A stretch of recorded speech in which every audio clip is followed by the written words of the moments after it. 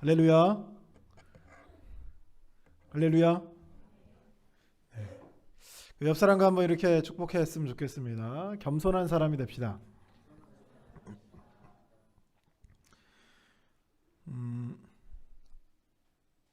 만약에 여러분이 한 100억 정도 있어요. 100억 정도 있는데 소나타를 탑니다. 겸손한 겁니까? 교만한 겁니까? 교만한 거예요? 검소한 거예요? 교만한 거예요? 겸손한 거죠. 근데 여러분이 1,000만 원 있어요. 전 재산이 1,000만 원입니다. 근데 아반떼를 샀어요. 겸손한 겁니까? 교만한 겁니까? 겸손이란 건 여러분 뭘 갖고 있어야 되냐면 능력을 갖고 있어야 돼요. 할렐루야. 능력을 갖고 있어야 됩니다. 오늘 본문에서 딱 그 차이점을 좀 한 가지 살펴보려고 해요. 마태복음의 그 5절에 보면 시온의 딸에게 이르기를 내 왕이 내게 임하냐니 그는 겸손하여 나귀 곧 멍에 매는 짐승의 새끼를 탔도다 라고 얘기하죠. 이게 스가랴 9장 9절의 말씀을 가져온 거예요. 근데 가져오는 그대로 히브리어를 헬라어로 번역해서 가져오는 와중에 생략된 부분이 있습니다. 왜 생략했냐면 그 문장을 딱 생략했을 때 오늘 본문의 말씀에서 뭐가 탁 부각이 되냐면 겸손이 부각이 됩니다. 뭐가 부각이 된다고요? 겸손이 부각이 돼요. 무슨 말인지 아시겠죠? 일부러 의도적으로 편집을 한 거예요. 구약의 스가랴의 9장 9절의 말씀을 일부러 잘라서 그 부분을 빼고 일부러 겸손이라고 하는 단어를 강조하기 위해서 그 부분을 자른 거죠. 예수님을 뭘로 설명하기 위해서? 오늘 제목처럼 겸손의 왕으로 설명하기 위해서입니다. 자, 그래서 예수 그리스도께서는 예루살렘에 입성할 때 뭘 타고 가시나요? 오늘 찬양 인도자가 뭘 타고 갔다고요? 나귀의 새끼. 나귀의 새끼를 타고 갑니다. 여러분 보통 로마 시대 때나 로마 시대뿐만 아니라 여러분 요즘이나 과거나 다 동일하게 다 동일하게 여기 있으면 다 보여요. 여러분이 지금 하와이에 가 계시는지 집중을 하고 있는지, 그죠? 핸드폰을 보고 있는지 다 보여요. 근데 이게 설교를 하다 보면 막 신경이 쓰입니다. 집중하시기 바랍니다. 할렐루야. 뭐 얘기 다 말았죠? 나귀 새끼를 타고 오는데 보통 여러분이 만약에 전쟁에서 승리한 장군이에요. 또는 왕입니다. 그럼 보통 어떻게 들어올까요? 탈 걸 타고 오는데 어떤 걸 타고 올까요? 그냥 말을 타고 오나요? 백마를 타야죠. 왜요? 가장 화려하고 가장 비싼 거. 이해가 되시죠? 원래 개선 장군들이 여러분 로마로 따지면 로마에서 장군이 막 대승을 했어요. 엄청난 전쟁에서 승리해서 돌아오는 개선 장군입니다. 그러면은 그 성에 들어오기 전까지 막 꾀죄죄하고 막 그래요. 근데 성 들어가기 전에 어떻게 해요? 다 치단장을 하는 거죠. 감옥도 막 피가 막 묻어 있을 거 아닙니까? 그거 다 닦고 그리고 화려한 복장에 그것도 백마도 그냥 백마 아니고 화려하게 백마를 꾸며서 개선장군처럼 등장한다는 거죠. 이게 원래 당연한 거예요. 그죠? 근데 예수님께서 오늘 예루살렘에 입성하시는데 무엇을 가지고 입성하셨다? 무엇을 타고? 말을 타고? 병거를 타고? 마차를 타고? 아니, 한낱 짐 싣는 데만 쓰는 나귀, 그것도 그냥 나귀가 아니라 나귀의 새끼를 타고 들어가시는 거죠.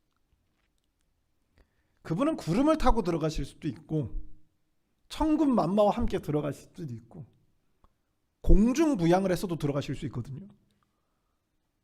근데 그 한낱 짐 싣는 나귀를 타고 가시는 거예요. 한낱 짐 싣는 나귀. 근데 여기서 예수님은 굉장히 겸손하고 검소하게 들어가죠. 근데 이스라엘 백성들은 어떻게 해요? 예루살렘이 난리가 났어요. 여기서 보면 그 많은 사람들이나 나오잖아요. 우리나라는 많다 적다 이 수의 개념을 잘 이렇게 부각을 잘 안 시켜요. 좀 효과가 적어. 효과가 매우 많이 이렇게 표현해야 되거든요. 이제 최상급 이 복수의 최상급을 사용해서 이 예루살렘에 있는 모든 대부분의 백성들이 여기 다 모여 있음을 보여주는 거죠. 헬라어 원어에서는 수많은 사람들이 지금 모여 있는 거예요.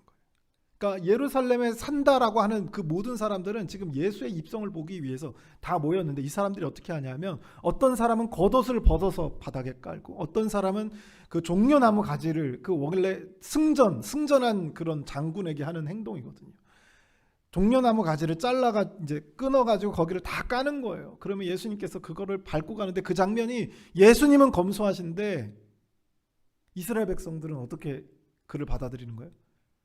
왕 중의 왕, 다윗의 후손 예수요. 다윗의 후손이라는 얘기는 뭐냐면 왕의 족보를 타고났다는 거예요.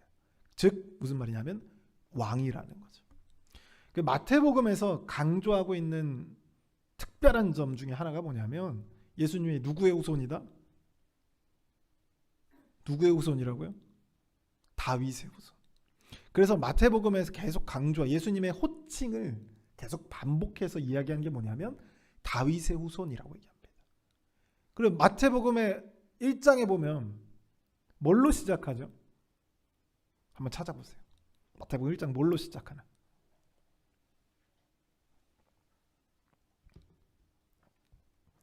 뭘로 시작하죠? 뭘로 시작한다고요? 족보로 시작합니다. 근데 그 족보를 통해서 알 수 있는 사실이 뭐예요? 예수께서 누구의 후손이다? 다윗의 후손이다. 다윗의 후손이라는 얘기는 왕족이라는 얘기죠. 왕족이라는 이야기입니다.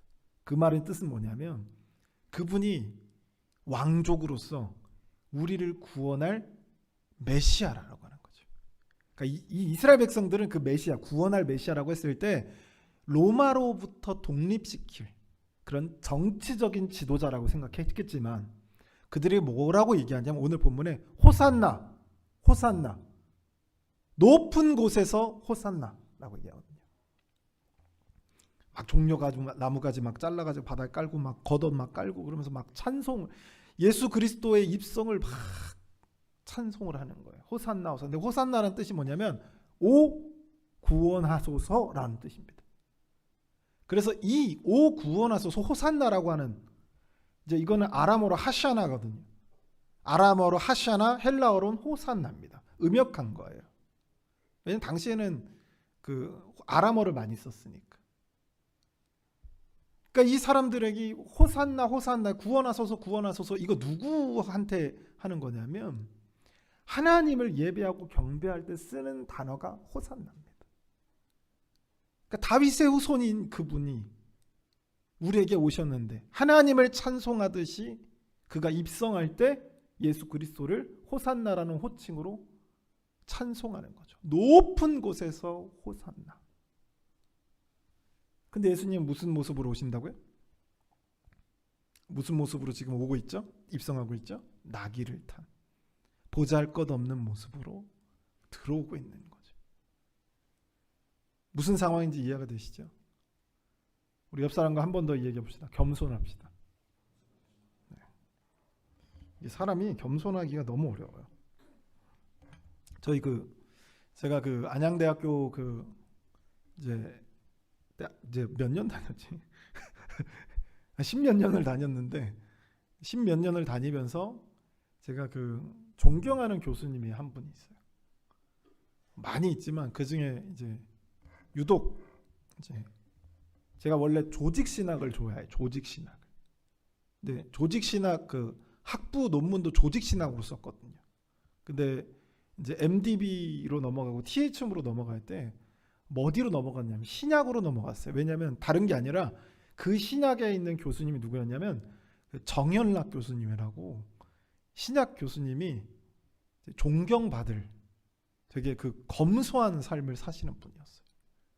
그분을 통해서 사람이 어떻게 하면 어떤 생각을 가지면 겸손해질까?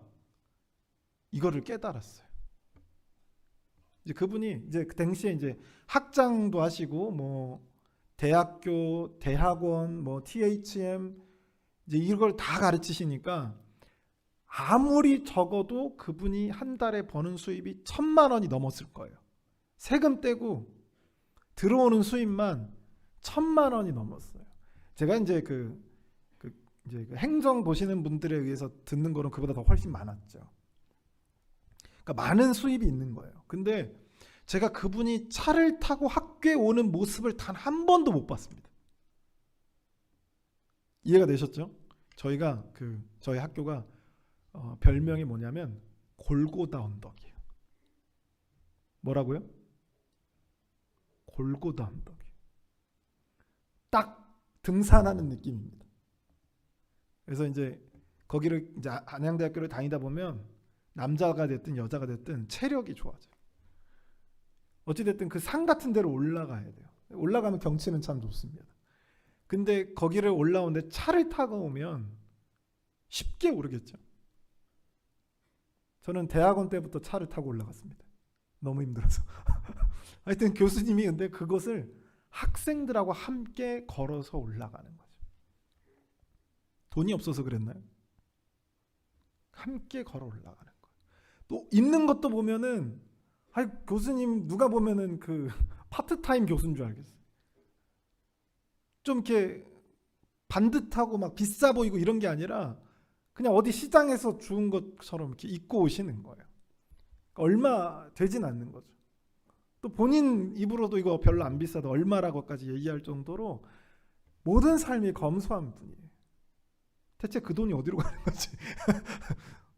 대체 그 돈이 어디로? 근데 대부분의 교수님들은 어떠냐면 체어맨, 의장이죠. 체어맨 끌고 와. 에쿠스. 그것만 끌고 오면 다행이에요. 대부분 막 대학교에 보면 컬렉션이 이렇게 딱 있죠. 그 외제차의 컬렉션 이렇게 탁탁탁탁탁 있어요. 근데 보통 교수님들이 다 그 정도 소화가 돼. 그 현금으로 살 정도로 현금으로 그냥 살 정도로 교수님의 그 수입이 된단 말이죠. 근데 그 교수님은 제가 이제 말하는 그 교수님은 차가 나중에 물어보니까 차가 없어요. 차가 없어서 제 차를 타거나 저희 동기들 차를 타고 회식을 가면 저희 학생들 차를 같이 타고 가시는 거죠. 돈이 없어서가 아니잖아요. 그죠? 능력이 없어서 그런 게 아닙니다. 그래서 왜 그러나 했더니 차에 관심이 없어요. 옷에 관심이 없어요. 뭐에 관심이 쏠려 있냐면 이 학생들이 신학을 정말 열심히 배워서 이 한국 교회를 올바르게 세우는 것. 거기에만 모든 신경이 몰두되어 있는 거예요. 그래서 저희가 이렇게 뭐라고까지 얘기했냐면 100억만 나한테 있으면 얼마요? 100억만 나한테 있으면 이 안양대학교 신학교 학생들한테 장학금으로 학교 다니고 기숙사 세워주고 거기서 모든 걸 다 지원해 줄 수 있는 그 시스템을 구축할 100억만 있으면 여러분 100억 있으면 뭐 하실 거예요? 여러분 100억 있으면 뭐 하실 거예요? 그러니까 차가 필요하지 않은 거예요. 좋은 옷이 필요하지 않은 거죠. 거기에만 온 생각이 거기에만 몰두되어 있는 거야. 학생들한테 뭘 더 가르칠까? 학생들이 어떻게 하면 더 발전할까? 학생들이 어떻게 하면 이 대한민국의 교회를 바꿀까? 이 생각만 하고 있는 거죠. 그렇게 겸손한 분이었어요. 참 근데 저를 되돌아보니까 사람이 정말 겸손해지기가 쉽지 않습니다. 그죠? 우리 이제 중학교 학생들 있죠. 우리 부모님한테 대들잖아요. 그죠? 한 달에 얼마 벌어요? 얼마 벌죠? 여러분이 사회에서 여러분을 평가하는 금액이 가치가 월급이거든요. 얼마 벌어요? 못 벌죠. 그러면 사회에서 여러분을 봤을 땐 가치가 없어요. 근데 여러분은 가진 것처럼 행동하잖아요. 저도 그랬고. 내가 능력 있고 내가 사회적 가치를 갖고 있는 사람처럼 행동하잖아요. 그죠? 어떤 학생을 막 까불까불하는 그 학생이 있었어요. 그 학생한테 제가 이제 막 자기가 이제 뭐든 다 할 수 있을 것처럼 얘기하길래 너 미술 잘하니? 미술 못한대. 음악 잘하니?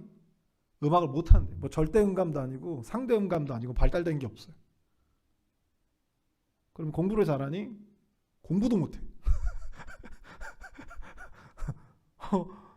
운동을 잘하니? 제가 운동을 같이 해봤는데 세상에 이렇게 개발일 수가 없어요.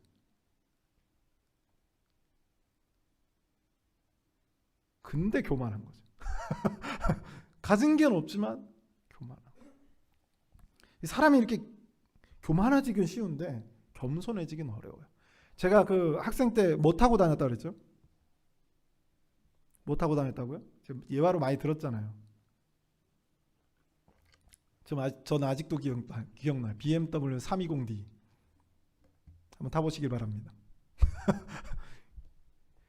그 이제 김상수 지금 장로님이 그때는 집사님이셨는데 김상수 장로님이 원로 목사님 타라고 원로 목사님 그때 차가 없었어요. 스타렉스 끌고 다니시니까 이제 그 김상수 장로님이 이제 원로 목사님 타라고 그 BMW를 주신 거예요. 근데 그게 누구 손아귀에 들어갔다고요? 제 손아귀에 제가 타고 왔어요. 그래서 키 좀 잠깐만 하고 안양으로 가버렸어요. 차가 없으니까 학교를 이제 왔다 갔다 해야 돼. 너무 멀거든요. 그 이제 그걸 차를 이제 교회 차를 끌고 가기도 하고 뭐 그냥 타고 가기도 하고 막 짐이 막 이따만큼은 막 행군하는 것처럼 들고 갔다가 다시 들고 갔다가 너무 힘든 거예요. 그래서 이제 그 BMW를 거의 흠치다 해서 저한테 전화 오셨죠. 몰락선. 야, 차 어디 갔냐? 그랬더니 여기 있는데요. 안양에 있는데요. 그렇게 가져갔어요.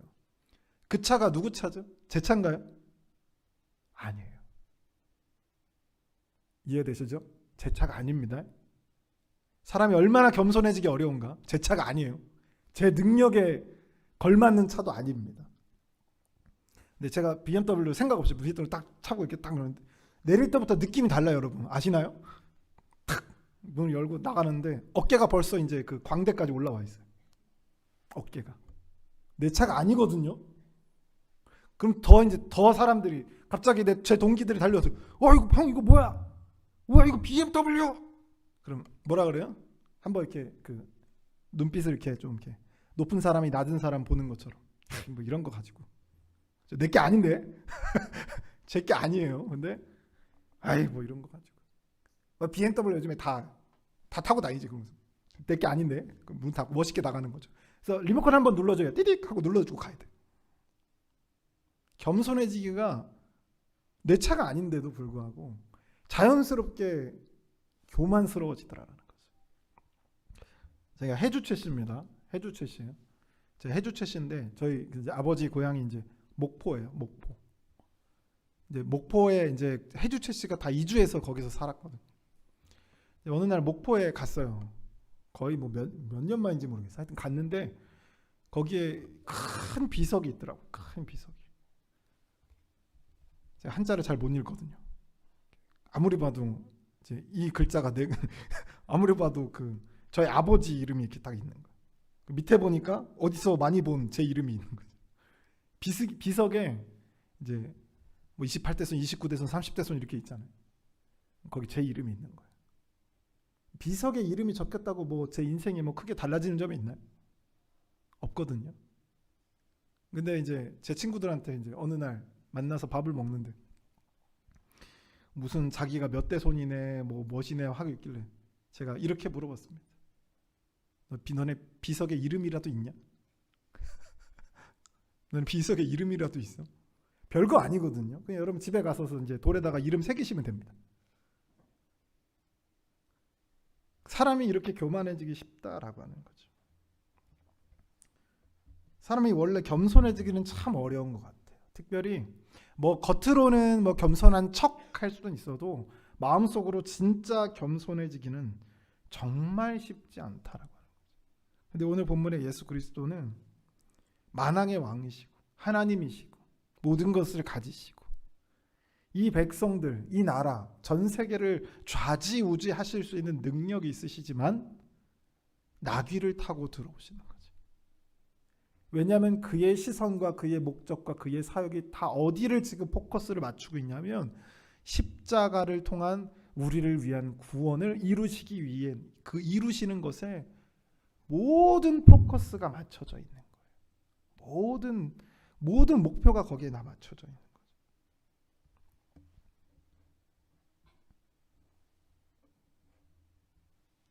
예수님께서는 나무에 달려 죽는 것이 가장 큰 저주의 형벌인 것도 알고 있었고, 지금 예루살렘으로 입성하면 얼마 지나지 않아 자기가 이 환호하는 이 백성들이 돌변해서 자기를 죽이실 것이라는 것도 알고 있습니다. 그런데 그들 앞에서 예수님께서 나귀 새끼를 타고 들어가는 장면, 그에 반해 이스라엘 백성들은 왕으로서 그를 대접하고 있는 장면. 예수님께서 정말 왕이 되고자 하는 목표, 다른 목적, 다른 것에 눈이 돌아가 있고 다른 것을 보고 있었다면 거기서 예수님은 가장 비싼 말, 가장 사치스러운 용품을 걸치고 들어오셨겠죠. 예수님의 목적은 그러나 이스라엘의 왕이 되는 것이 아니었습니다. 그래서 나귀 새끼를 타고 들어오시는 거죠. 오늘 예수님의 모습에서 우리는 무엇을 보아야 하냐면 왕으로 오셨지만 우리를 위해서 죽기 위해서 오셨다라고 하는 거죠. 오늘 종려주일입니다. 바로 예수님께서 이 죽기 위해 예루살렘에 입성했던 그날을 기념하는 것이죠. 그래서 예수님이 예루살렘에 딱 들어오자마자 고난주간이 시작됩니다. 예수님께서 예루살렘에 딱 들어오자마자 고난이 시작되거든요. 여러분 가만히 생각해 보면 어떤 권력자가 백성들을 위해 죽겠어요? 어떤 신이, 여러분 신들 중에 자기 피조물을 위해서 죽으신 분이 어떤 종교에서 그런 신이 있습니까? 살릴 수만 있다면 겸손히 자기가 왕이지만 십자가에서 순종하겠다는 의미의 그 겸손.